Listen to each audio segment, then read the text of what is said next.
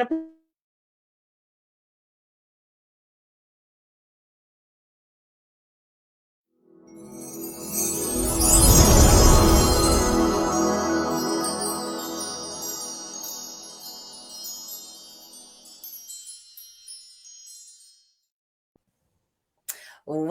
welcome to Soul of Business. I'm your host, Erica Edwards, here on Business Takeout, where the leaders come to teach us how to do. So if you are an entrepreneur, if you're someone who's already in business or considering getting into business, this is where we drop some gems, give you the real deal and some lowdown from people who have walked the walk and now are here to talk the talk. So this week, my guest is the amazing Nakimbe. Welcome, Nakimbe, and thank you for coming. Oh, thank you for having me. I'm so excited. I'm excited too. We've been kind of talking behind the scenes back and forth, and we're just really glad to be here speaking to each other. Nakimbe is also another person that I have met via social media. I am a very, very strong believer in the networking power of these platforms and the amazing people you can meet. So in terms of support and cheering people on and encouragement, Nakimbe has been one of those people that has been clapping for me behind the scenes. And I just want to say, as we start, thank you so much for being who you are. And thank you so much for reinforcing me with your actions, your words, your comments, your shares. Thank you, Nakimbe. Oh my gosh, you're so sweet. I wasn't expecting that. You're welcome, Erica. It's my pleasure. I think that people should support people, but I think especially Black sisters need to support Black sisters. So that's right. And I have a really wonderful positive circle, and I really wanted to thank you. So if you're taking notes, there's the first gem. Support each other. We have to support one another. You would be so surprised at how far a like, a comment, a share, congratulations will go to encouraging someone in their business as they go forward. So welcome, Nakimbe. Welcome. Thank you for coming. So let's start at the beginning and let everyone know who you are and what you do for business, because what you do is a lot. So let's start out with your business. Okay, yeah. So my business is Mappdom International Marketing, Mappdom International Marketing Corporation, and we're a digital marketing and mobile application development company. So that's the official spiel of it. Digital marketing and helping people to get online and embrace the digital revolution and use technology that's going to help them increase their business. That's what I do. That's what you do. And how long have you been doing this? How long has Mappdom existed? Since 2012. It actually started out as a mobile application development company. That's where how there's the blue M and then the orange APP and then the DOM. So it actually stands for Mobile Application Domination. And just in case Nikki or Damien Zamora is watching this, they helped me get that name.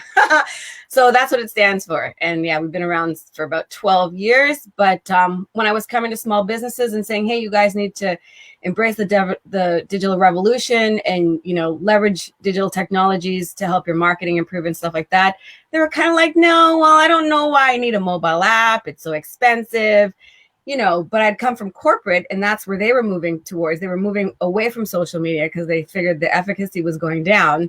And so I was like coming from the mountaintops, trying to tell small businesses to do the same. But they're like, well, we kind of need social media help, and we kind of need content creation. We kind of need a video. So I was like, I got to go, where the demand is. So we pivoted way back then. Yeah. And so now we focus mainly on that, but we still do develop mobile apps. Okay, so just to clarify, so in 2012, you actually started out as a mobile app development company, right? Yeah. So you were looking to tell small businesses, this is the wave of the future, but there was resistance, as there often is in new things. Yeah. And so you pivoted with the demand. So people were telling you what they wanted, and instead of keep telling them, no, this is what you need, you shifted. Right. Right. And when you do that, you can develop their trust, build a relationship, and then you can be like, you know what? Well, we're doing well with this method right now. Why don't you, I want to introduce you to something else that might take your business to the next level. So that's kind of been the approach. Okay, so I think, guys, for our audience out there, I think we just got our second gem from Nakimbe, and that is you've got to listen to your clients and shift to their needs. And once you build their trust, you can actually then tell them, yeah, what I was telling you before, now you can listen to me, right? Yeah. Okay, so how did you pivot, Nakimbe? How do you start out a business with this idea? Okay, this is what I'm going to do. You do your graphics, you have your spiel, you sit down for countless hours mapping everything out. You go, you launch it, and people say, that isn't what I want. Right. How do you shift from that? Well, you know what? With my first client, what I did was, so I offered him a mobile app, but he also wanted social media. So I bundled it. It's kind of like when you're giving kids medicine and you hide it in like some syrup or something like that. It's kind of like that. And then once I had established a track record of success helping him with his social media, then I was able to go and say to other people, well, hey, look what we were able to do for this client. We can do it for you too. So that's one of the things. I mean, since you wanted to drop gems and stuff, I think that it's important for small businesses to offer value at first instead of always trying to, for me, I call it the wham bam thank you ma'am approach, where it's like buy my product, buy my product, buy my product. That doesn't work. You have to really engage them and court them and find out what they like and then give it to them and seduce them and make them kind of be like pull marketing, where it's like, you know what? I think I want to buy from them. Just like the guy who you're like, who's always on you. And you're like, you know what? Yeah, I think I'm going to give so-and-so a try. It's like the same kind of thing, right? So, people always want to like, I will talk your ear off forever, but I'll tell you a piece of advice. Yeah, like you got me started, but I'll tell you a piece of advice I got from a guy when I was starting in another business a long time ago, back in 2006. I had a look good, feel good, have fun directory for Toronto. And I went to redtag.ca and I'm like, hey, do you guys want to advertise in my, and I'm just like this little kid and he's like this established business person. Right? And he's like, well, yeah, I want to advertise in your directory, but I don't want to pay anything for it. And I'm like, what? He goes, no, I want it for free. And I'm like, why? And then he was just like, I like that. Why? He's like, look, kid, let me tell you something. You got to prove yourself. You want my money. You're telling me your directory is going to make money, but you got to prove yourself. And let me tell you something. Early on in business, you got to suck salt. And I resented him. I left that place all mad, but I was just like, you know what? In every circumstance in life, you really sort of do have to pay your dues first. And so, at Mappdom, we offer a lot of free evaluations and, strategy and stuff like that. And once we've proven our value, then maybe you'll want to buy with us. And 99.9% of the times that happens. So that's one of the things I would say to small businesses is gain people's trust. Stop just asking them for their money. Stop selling and shoving your service and product down their throat. Gain trust, pay your dues, prove yourself. And something else you said a few minutes ago about, having to kind of suck salt. I think that might be a Caribbean saying, but I'm pretty sure it is. And here's a confession, guys. I'm totally going to go off the rails here. But when I was young, my mom used to say that so much that I cannot lie. As a small child, I actually tried it. And there's a reason they say that. It's awful. Don't want to do it. I swear. But, about the sucking salt, especially I feel as a service provider, when you have a good, it's almost a clear exchange. It's like, look, I have this for sale. Do you, it's the best, it's the nicest, my pricing's good and people will buy it. I mean, branding and marketing is really important with goods as well. But I find that in service, it's double that. You've got to prove to these people they should let you do this service for them. I feel that there's even more pressure on businesses that provide services to show and prove, like really show and prove. Well, because you're offering an intangible product that you can't always quantify with results, right? I can say that these guys had this many followers and this much money, and then after our campaign, they had this. But, what do you, as a service provider, it's not always that easy. And so this is a good thing. Oh my God, I'm so excited you invited me on the show because I have so much to tell. I love storytelling is super important. I think that if you can't always, sell your service and sort of the tangible results, I think storytelling is really important. It's like one of the things we do at Mappdom when we're trying to develop a marketing campaign is we don't just ask you what your services and products are. We try to get to the core of your business and the emotion and the essence and why you started your business. What were you thinking? What were you feeling? Why are you suffering through this journey called entrepreneurship? Why the hell are you doing it? Why are you doing this to yourself? It's not just to make money. There's a passion, there's a drive. And once we can excavate that sort of from a business. We sort of make that the background and the context upon which we build someone's marketing campaign. And that's what differentiates my companies from others. And if you're a service provider and you can do the same thing, you may be selling an intangible product, but you can give people tingly feelings. You can still make them feel something with a story or your passion or, you know, why you started this. Like I worked with a fashion designer in Toronto, and, you know, we weren't selling her brand. And I asked her, well, my initial intention wasn't to sell her brand. It was to sell the story. And I said, well, what made you get into this? And she said, well, you know what? My mom was a seamstress back home in Jamaica. And when I would see what she would do for people that didn't have a lot of money, and when they put these garments on, how they transformed and how this piece of garment was able to bring them such joy, I wanted to become a fashion designer. And that's what we market, that goosebumpy feeling, right? Mm. I have another, that's what you got to do if you have a service and it's not tangible. There was another lady in Toronto, and she's a dietitian or a nutritionist, and it was kind of hard to sell her product. I asked her the same thing. Why did you get into this? And she goes, you know what? My mother had diabetes. And as she's telling me the story, she's getting really emotional. She goes, my mother had diabetes and we almost lost her, and it was the scariest thing ever. And I wanted to make sure that no family went through this because it is preventable with education. I'm like, well, that's what the hell you sell. Stop selling that you're a dietitian and nutritionist, because how many of them are there online? What differentiates you? Like, don't even get me excited and passionate, but Well, it's hard out there in these streets to market your business and to be successful. You have to differentiate yourself. You have to stand out from the crowd. And you're going to do that not just by selling your service and product. You're going to do it by connecting emotionally with people. And I think after this whole COVID experience, we're seeing how important that is, and how much good effect it can have. Nakimbe, I can only write so fast, eh?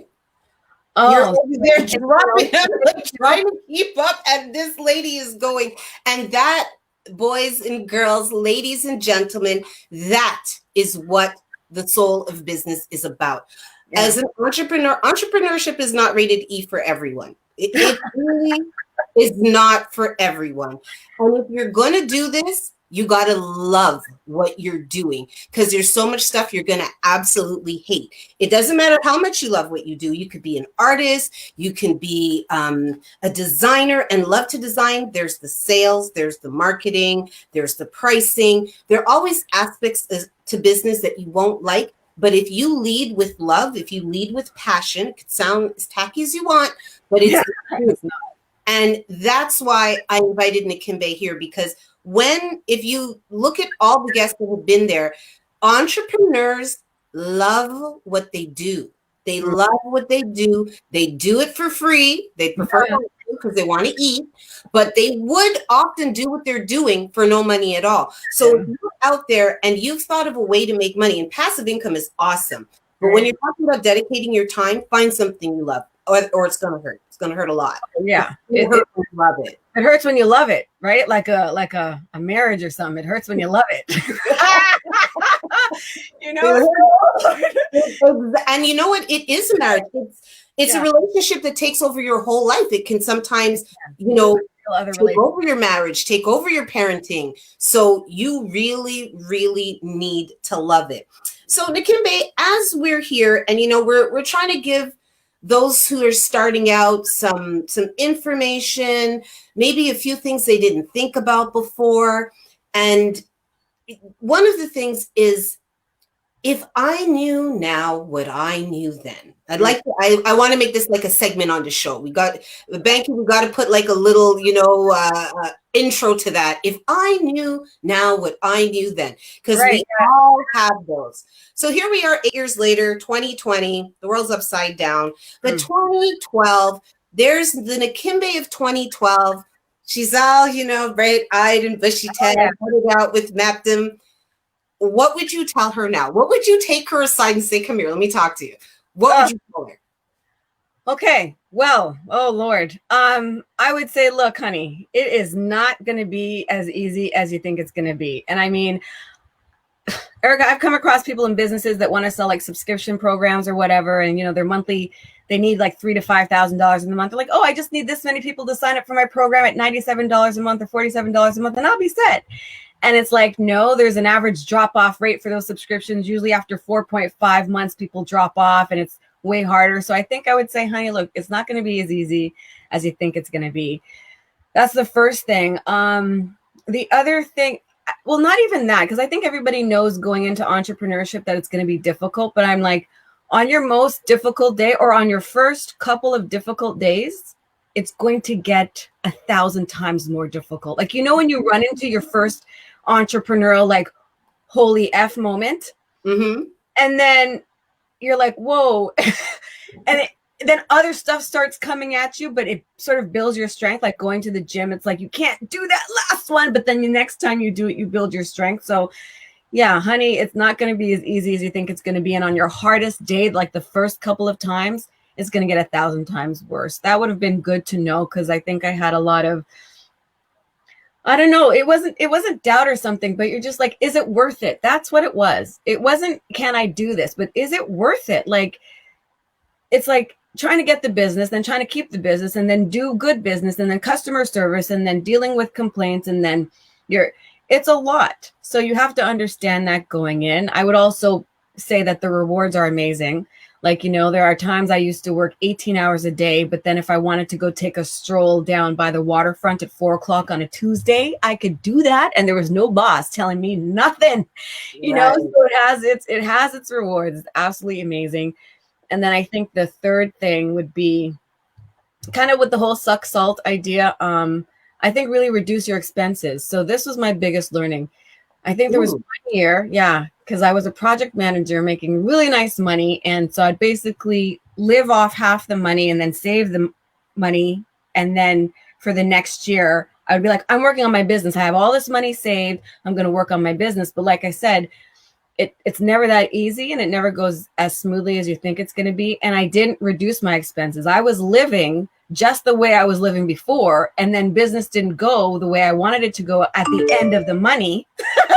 And then it's like, oh no, I got to go get a job or something. Right. So then the next time that happened, I was like, no, I reduced my expenses. I was living at like a swanky condo downtown Toronto for like $1,750. And then I was just like, no. I mean, just even trying to make the money to pay that was stressful on top of paying other people. So reduce your expenses. Mark Cuban from Shark Tank, I think owner of the Mavericks or something, he had said he slept on his friend's couch for like a few months or something like that. And for me, just, you know, living back at home or whatever, reducing my expenses, reducing my stress has really allowed me to just relax in my business. So if you can reduce your expenses, don't do that. I think we still try to keep up with the Joneses or act like we're all fancy and we're making a lot of money, and you know, we're paying a lot of money to go to events that don't bring you any money. Well, listen, that's another show, eh? Tell me, you know, I get so mad. You know, people don't see me at certain events. It's like, yo, like, here's the thing.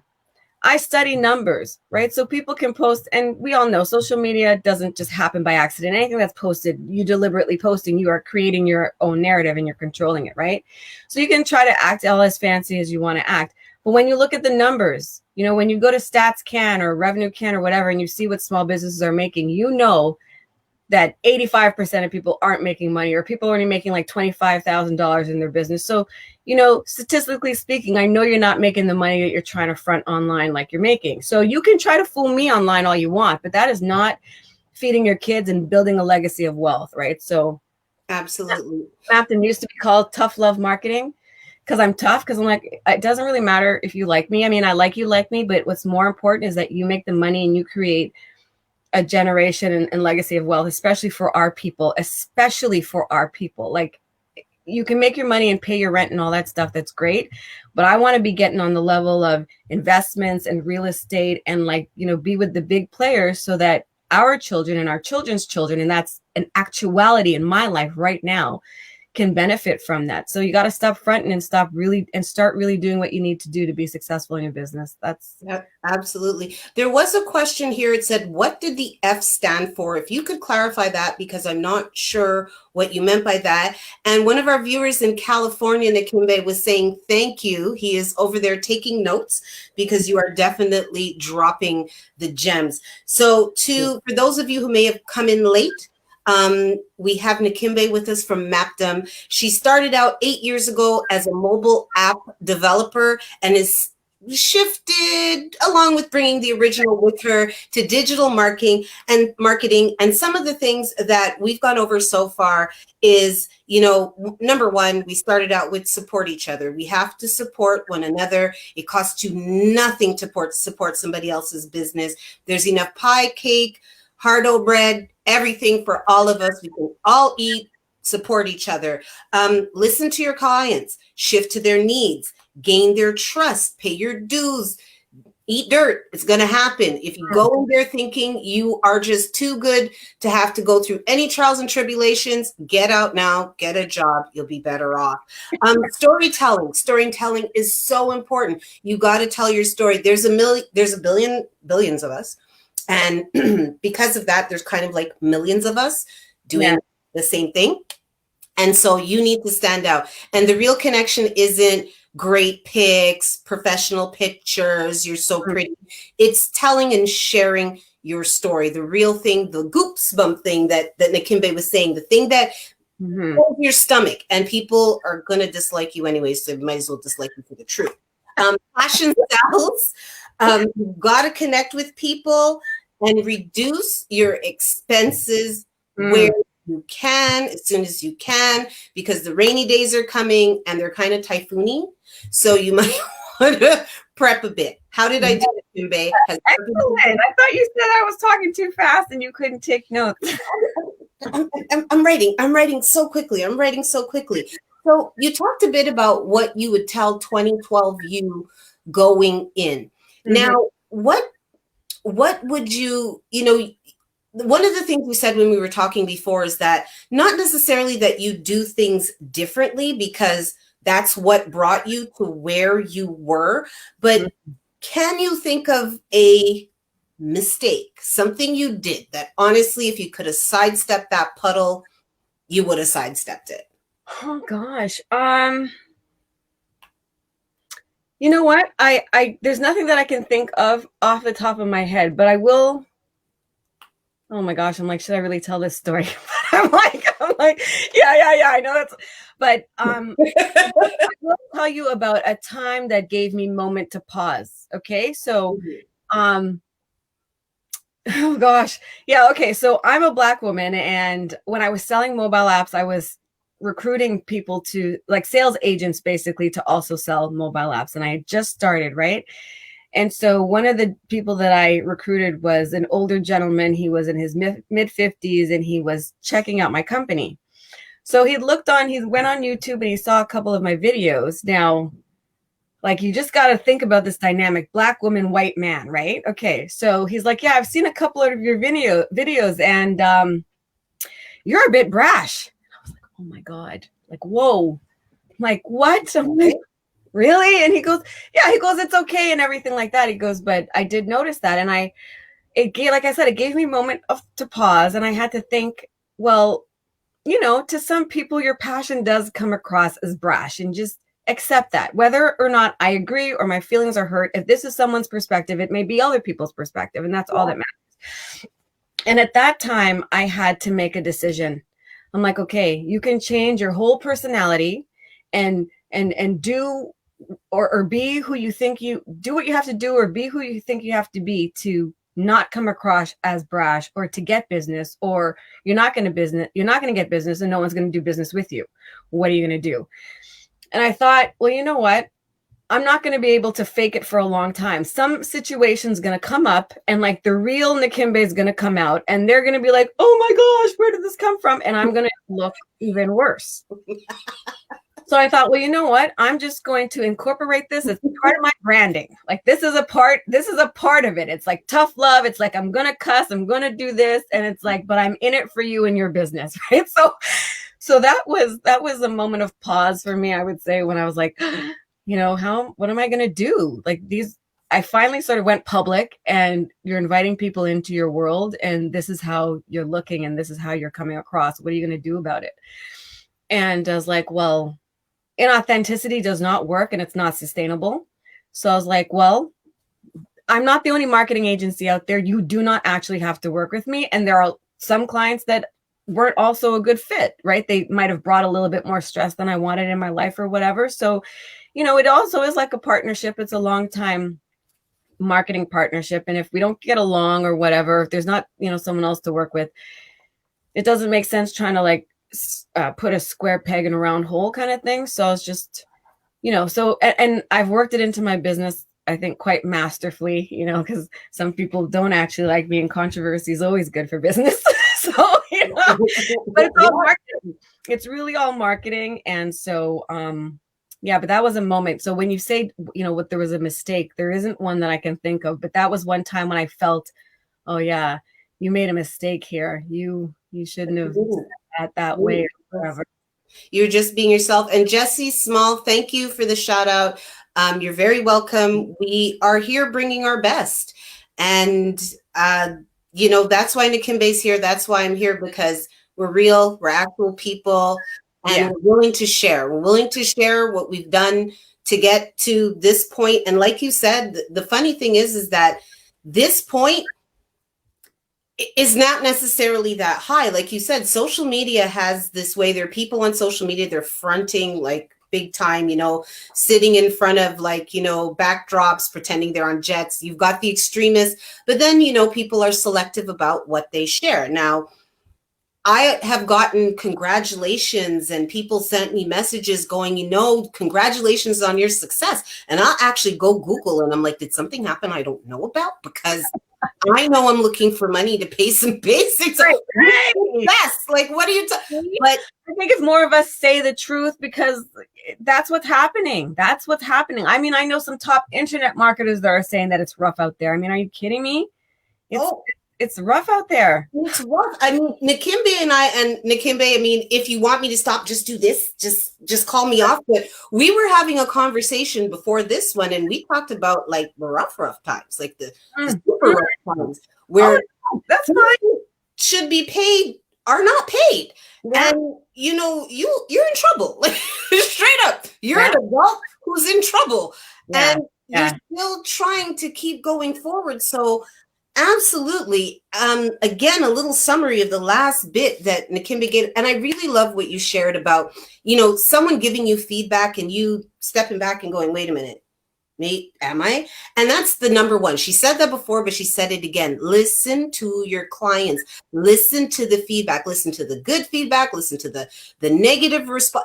Listen, because there often is truth in it. You might not like it, but it's good to be aware of how you come across.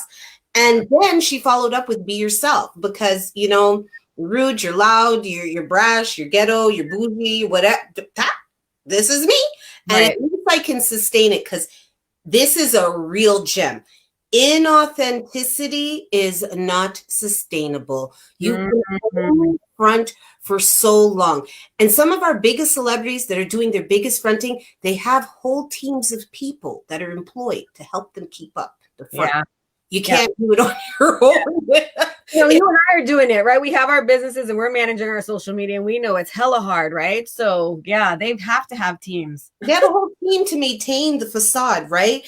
Yeah. And then not all business, and this was a really good one. And Nakimbe, I don't even know if you meant to say it the way you did, but this is another gem for you all. Not all business is your business. You don't have to work with everybody. When you're starting out, let's be honest, we're friggin' starving. Forget hungry, forget thirsty, you're starving. You want to get all the business you can, but especially in the service industry, leave some people alone, eh? They're going to bring you to a place you don't want to be, and you will work too hard for the money that they're going to pay you. It's going to be way more. So not all business is your business. So Nakimbe, before we wrap up and we go and you tell us how to find you, you tell us how we can connect with you to get some of your services, we got to talk about the soul part of business. One of the things that all the entrepreneurs that I've spoken to on this show, they all have something that truly moves them, and it's not money. Interestingly enough, the most successful people in business, their motivation, the reason they do what they do often isn't primarily, don't get it twisted though, it is not primarily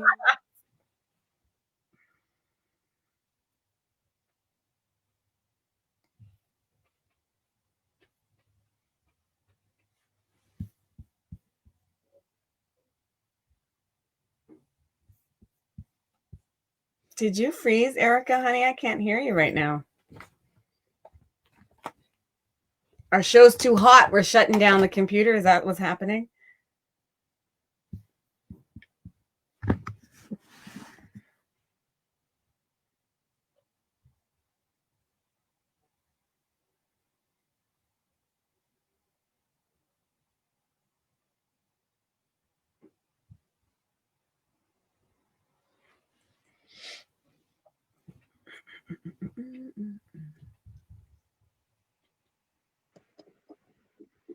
I'm thinking we're going to end. Okay. So thank you so much. 1 second here. Do we lose Erica?